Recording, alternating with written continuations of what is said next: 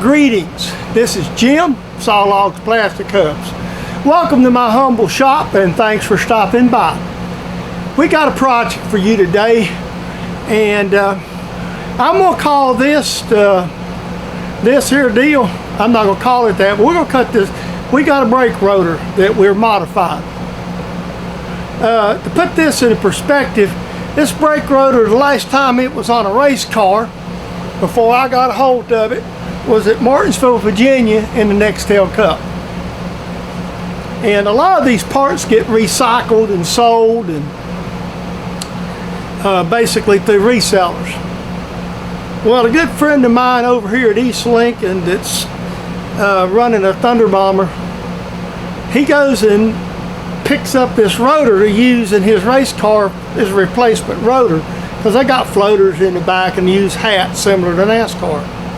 Well, the problem is this brake was designed, as I said, to run at Martinsville before I got a hold of it. And if you're not familiar with Nextel Cup, well, not Nextel, excuse me, it's Monster Energy Cup, Martinsville, you got a 4,000-pound race car with 700 horsepower trying to stop from 90 miles an hour down to about 50 to go through a corner. Twice a lap for 500 laps. Very hard on brakes. And these are very heavy, very thick rotors. Well, my friend goes to start, he had a rotor problem. He goes to start putting it on his race car, and it just flat won't fit. The hat's right, everything's right, rotor's too thick. And he approached me and said, how can we do this? Can you machine it? I said, well, sure. We come up with a plan. I come up with a plan. So basically what we've done with this rotor is taken 165 thousandths out of it. We thinned it on both sides. And I've done it a little bit unusual. I did not do it in a lathe. We done it on a milling machine. Two reasons. One, my lathe just don't have enough swing to cut. I have the swing. It's been very difficult to swing it on my lathe. Two, because you're cutting up a face, you can develop a lot of harmonics and chatter. And you really have to do a lot of indicating and get it just right. Where I took this thing here, laid it down on my mill table, trued one end of it up more or less, cut it to half the size, flipped it over, bolted it back to the mill table, and it's dead flat. So what you're going to see today is what I did to this rotor. Now, like I said, this can be troll food, because I know there's all kind of specifications on rotor thicknesses or whatever. This rotor is probably 3 times thicker than a street rotor. The other thing is, this rotor's still going to be stronger than the one that was on the race car that blowed up. This rotor was designed to stop that 4,000-pound car at 700-800 horsepower, about 35-40 mile an hour. This is going on a dirt track car. He's going to go from about 20 mile an hour slow down. And he's only pushing 3,000 pounds. All really they're using the brakes for with these is to get the rear end to set on a dirt track, so there's not near the braking pressure on this. So it will be just fine. So I'm gonna get that out there. And besides, the man asked me to do it, and I did it. I'm not the one sitting in the race car, but I wouldn't hesitate to sit in it myself and drive. I'm gonna tell you that. But this rotor's probably overkill. So with all that being said, we're gonna slide right over here to the mill. We slung cast iron all over the shop. I just got it cleaned up good. So you're going to see me take the milling machine with a fly cutter and cut this rotor down. And we'll come back here at the end and we will have a little friendly talk. So with no further ado, let's get over to the lagoon and let's see this setup and watch us mill these off.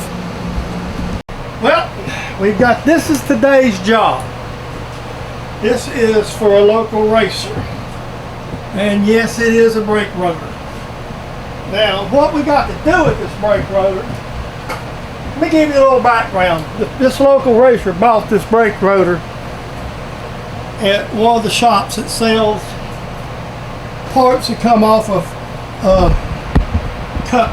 Monster Energy Cup cars. This particular rotor was run at Martinsville, so it's used, it's got heat cracks in it and all this. The trick is for it to work with the brakes in his car, it's got to be a lot thinner. Basically about 70 thousandths off each side. These rotors are so heavy it's not going to back. And it's his rotor, not mine. So we're going to take this, instead of trying to put it in the lathe, the plan is, you see it's clamped to the mill tape. We're going to touch off and start milling it. Just take light cuts across it, and we're going to take about basically 68 thousandths off each side of this rotor. This will be flush, and this will be a little thinner. I checked the rotors on the race car. The ones that's presently on it, that's not going to affect anything, no different than what it's running. So this is what we've got, and this is what we're going to be doing today. Is Everett says the home of the sketchy setup. Well, I'm going to put the fly cutter in, I'll get set up, and I'll bring you back. This is the end of the first pass where I'm getting careful with that cast iron. I'm telling you, it's going everywhere. You can see what we're doing with the fly cutter. We're just trying to kind of establish a flat surface. Alright. Now this is pass number 2. We're basically going to approximately 50,000 to come on this one more side to get it halfway. We're taking 25 now and 25 later. And that's the plan right now. So that's what we're doing. Wish them other clamps was thinner. Well, I wouldn't have to go straight across it, but it is what it is. This should be the last pass on the first side. We want somewhere around 1 inch, 125,000. And then we'll take the other, basically the other, what is 40 or 50, you know, we'll take the other. That way it leaves about 60 on the other side of the 70. Alright, I'm starting on that second side now. I've got some clamps and some other stuff clamped to the flanges on the inside. We're just going to take a light skim cut over this, see what happens, kind of register where we're at, and then we'll come back and start taking it down. So we probably like another 60 or 70 thousandths. So we're going to, right now we're just passing over, just see what we've got. And with this, I won't have to do nothing but just feed it back and forth. So we're going to let it feed through and cut the inconsistencies out, and then we're going to go from there. These passes are only 20,000. I don't want to take big ones, so I'm just going to clamp it to the table. And fly cutting, which don't take a lot anyway, so.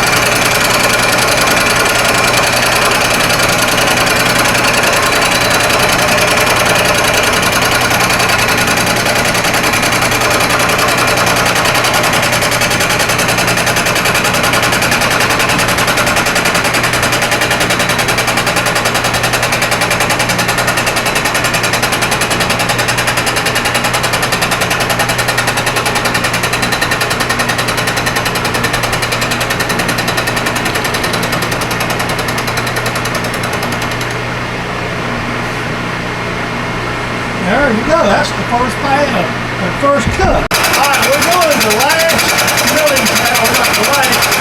This is the second pass. So basically, I have to take 3 passes on this side and get it down there like we over. So this is starting the second one. Three travels across this side up. I've got it clamped in the center. I clear all the clamps so I can clamp this and make 3 passes without hand feet. I also got the DRI center, and now I've got the box to move through so I can track the purposes. So yeah, there's that little, not really a step, but that little line where this defines, not much you can do for that. And this is just a simple milling job.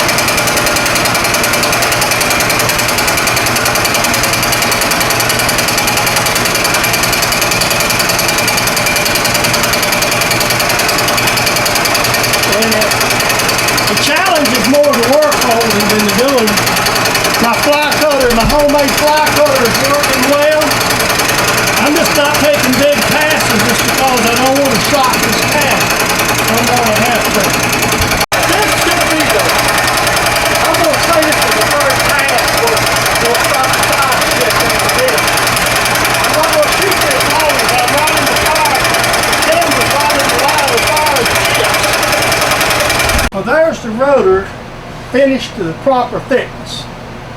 And I'm going to explain something to our friends who live under the bridges.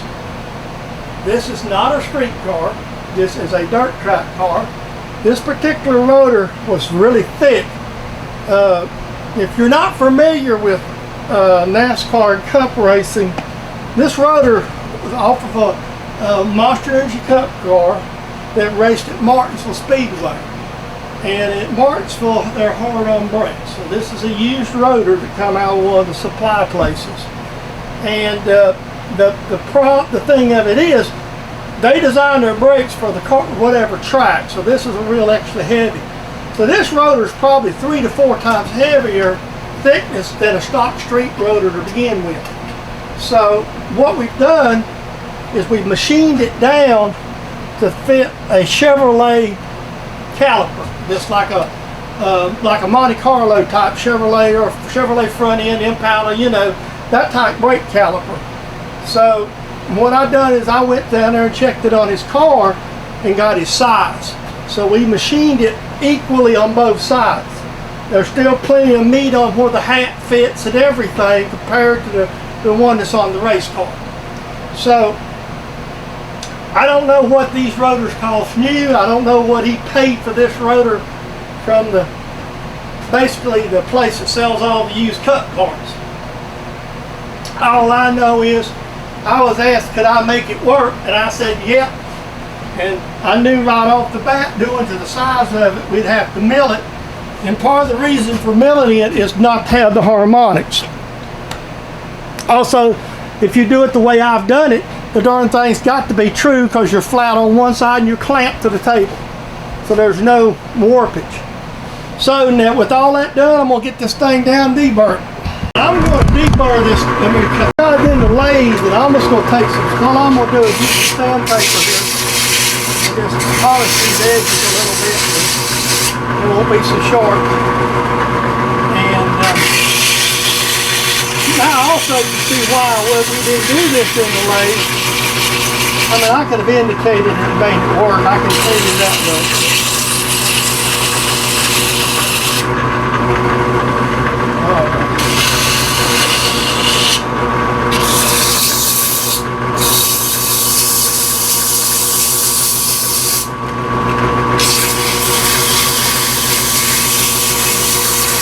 Polish it over a little bit. Try to take some of them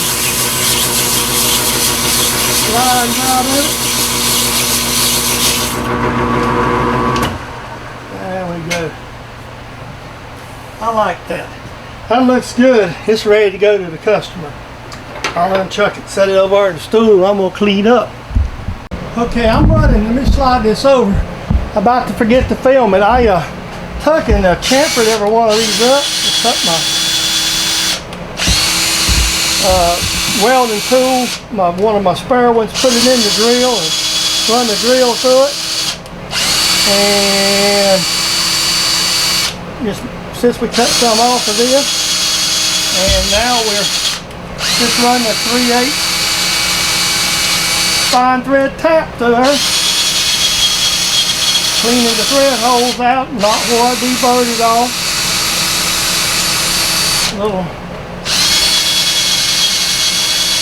This does have some crud in it.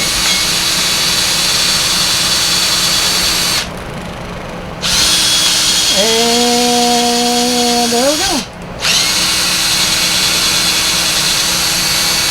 Okay, all the sharp edges where the customer will grab's gone, so we're good to go now.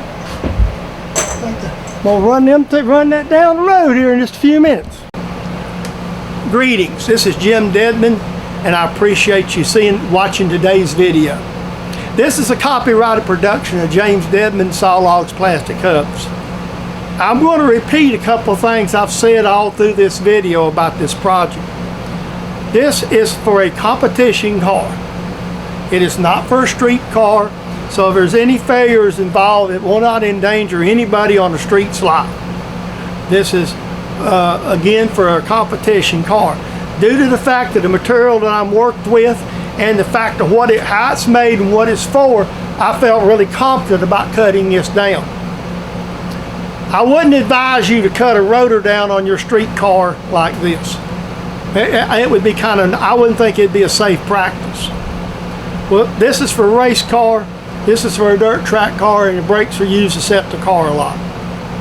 So with all that being said, I hope you enjoyed what we did with this rotor. It's something out of the ordinary, maybe something that's not ever been shown on a machining channel on YouTube.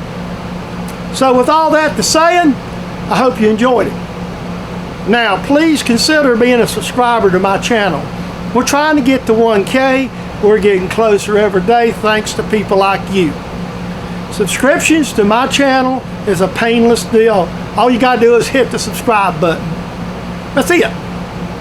There's no fallout from being a subscriber unless you just get tired of my videos.